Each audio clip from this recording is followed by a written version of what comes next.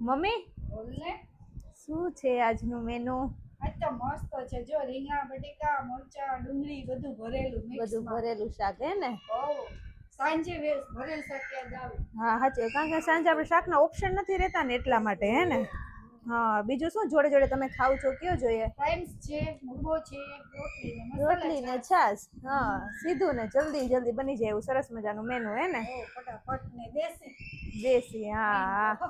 પપ્પા બરાબર તમને? અરે ભરેલું રીંગણા શાક હોય તો રીંગણા શાક હોય એટલે મજા જ આવે. રીંગણા મરચાં હોય એટલે આપણે કાઢી નાખીએ. ઓમાય ઘણી જગ્યાએ એવી રીતના તમે મતલબ છે પેલા વાળા લોકો હોય ને એ લોકોને બધાને બહુ ભાવે રીંગણાનું. શું કે ખબર રીંગણાને છે ને શાકનો રજા હે ને બધા એરે ભળી જાય એવું કે?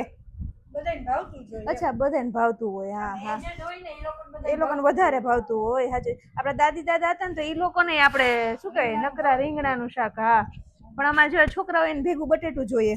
તમારે બટેકું જોઈએ, રીંગણું ના આવે. હા સારું ચલો તો સરસ મજાનું મેનુ છે તો આપણે જમી લઈએ.